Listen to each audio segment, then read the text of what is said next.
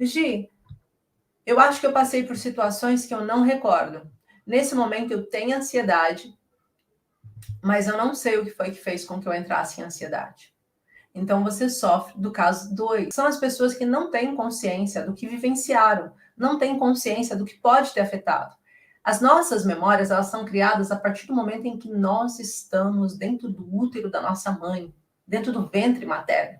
Se sua mãe passou por um processo de violência doméstica, por exemplo, e ela se sentiu desvalorizada, essa mesma emoção vai ser passada para você. Dentro do que eu trago para vocês, Bruce Lipton também defende muito isso. Quando a gente fala sobre essas questões, muitas pessoas falam: a depressão e a ansiedade passa no conflito biológico. A minha mãe tinha depressão e eu também tenho depressão. A depressão ela não passa em conflito biológico. O Bruce Lipton, que é o maior biólogo nesse momento, vivo, inclusive, que fez uma tese maravilhosa sobre isso, fala: não é assim que acontece. Ele te retirou uma célula da sua própria história, do seu próprio ambiente, colocou em outro ambiente e percebeu que a célula começou a se adaptar ao ambiente que estava. Portanto, isso a gente está falando do processo celular. Então, a nossa questão é que se a gente convive com uma mãe depressiva, a nossa tendência vai ser a vida pelos olhos dela também. Olha que trauma de impacto e que trauma acumulativo gigante se torna conviver com a sua mãe que está com depressão. Você vê sua mãe todos os dias sem desejo de ir à rua, sem desejo de fazer coisas básicas, sem vontade de comer, e você não consegue fazer nada. Trauma de impacto e impotência. Eu não consigo fazer nada para ajudar a minha mãe. Por mais que eu tente, eu não consigo. Eu tenho vários filhos, vários filhos mesmo, que são os filhos que oferecem para a mãe os cursos e que dizem: mãe, faça. Ainda há pouco tempo atrás tive a Isabel, que ofereceu para a dona Júlia e que fez parte da turma, porque a filha queria muito que ela fizesse. Por quê? Porque eu não sei o que eu faço para ajudar minha mãe, Gi. Então eu vou pedir para ela entrar dentro de um curso. Eu vou estar junto com você, fazer um acompanhamento, fazer um processo com você para que ela possa se sentir alterada, para que ela tenha recursos de verdade. Então, isso é uma das situações, né? E o filho vai vendo aquela mãe passando por essa situação e não sabe o que fazer. Então, isso vai gerando nele um trauma acumulativo, um trauma de impacto. Logo, esse filho vai ter uma maior predisposição para desenvolver a depressão e a ansiedade. Por quê? Porque ele conviveu com isso. Porque ele também foi impactado por esse trauma. Então, é extremamente importante a gente entender isso, os traumas, o poder dos traumas acumulativo e de impacto, porque isso muda a nossa percepção também. Eu estava hoje ouvindo meu vizinho gritando com o filho dele e ele disse assim: você é insuportável. Ninguém te suporta, ninguém gosta de você. Olha só, você é um menino escroto. Falando assim, gente, desculpa, mas foi exatamente o que eu ouvi. A minha vontade só foi ir lá e falar assim: olha, sabe que tudo que você está dizendo para o seu filho hoje vai virar um grande problema para ele emocional amanhã? E às vezes a gente aprende isso da pior forma possível. Às vezes você ouviu coisas assim que trouxeram dor para você. Às vezes você falou sem nem saber que traziam dor. Mas o mais importante dessa semana, que eu quero que vocês estejam muito atentas, é que vocês comecem a anotar os pequenos traumas que vocês sabem que vocês vivenciaram, que são conscientes, e que percebam o que esse trauma ainda hoje reverbera em mim.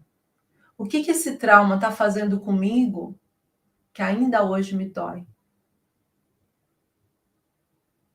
Em qual momento que eu estou da minha história? Eu estou num processo de luta, de fuga, ou estou num processo de casulo? Luta e fuga é característica da ansiedade. Casulo é característico da depressão. Eu falei para vocês hoje o caminho que a ansiedade corre até virar depressão. Esse caminho, de forma simples, você começa passando por situações que te geram ansiedade, que você ainda luta, que você ainda corre, que você fica tentando combater aquela dor emocional, seu corpo fica se descontrolando. Mas chega um dia que você sente que você vai perdendo as forças.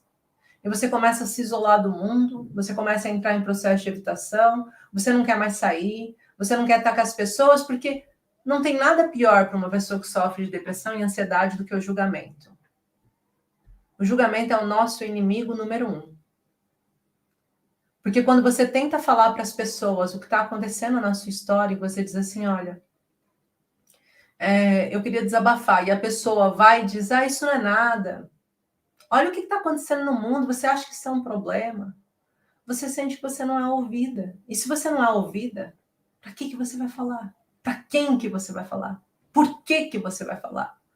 Se as pessoas não ouvem, não escutam, não valorizam a sua dor, se elas todas as vezes que você vai se pronunciar e vai dizer sobre a sua dor, elas simplesmente banalizam, né?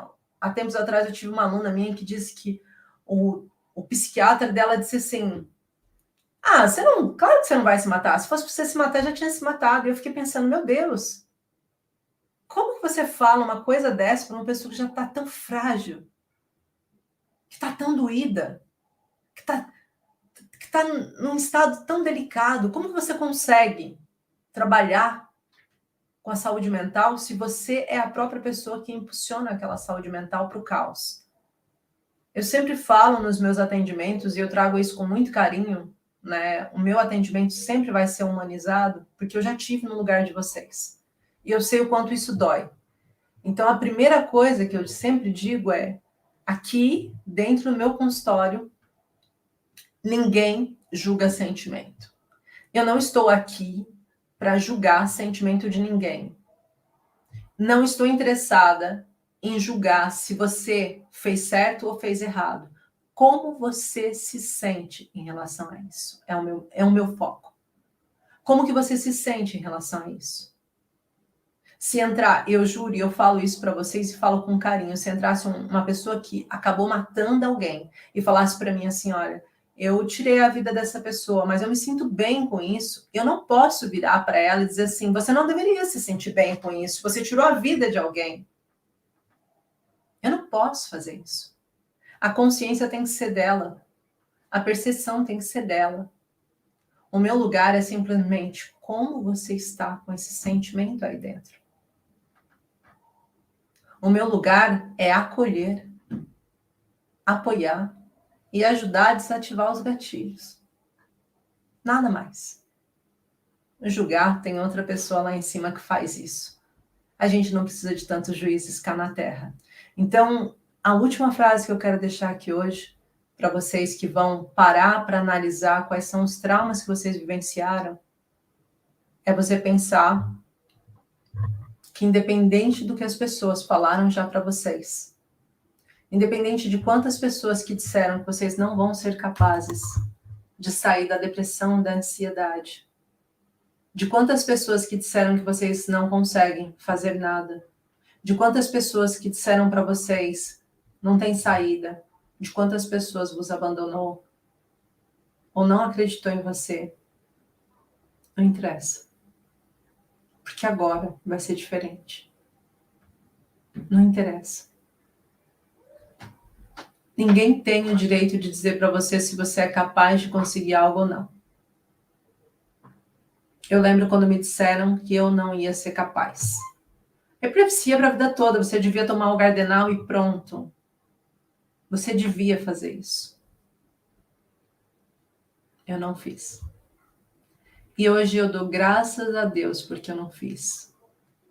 Porque lá no fundo, eu acreditei em mim. Acima de qualquer pessoa.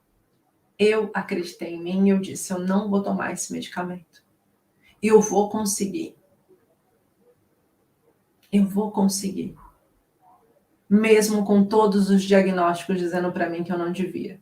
E hoje eu sou muito grata porque eu sei aonde eu estaria se eu tivesse tomado os medicamentos dos 17 anos até hoje para epilepsia. Eu já vi muitas pessoas com casos assim. Eu sei o quanto eu estaria dependente quimicamente disso. Mas eu determinei que eu consigo. Eu quero que você determine isso hoje para você.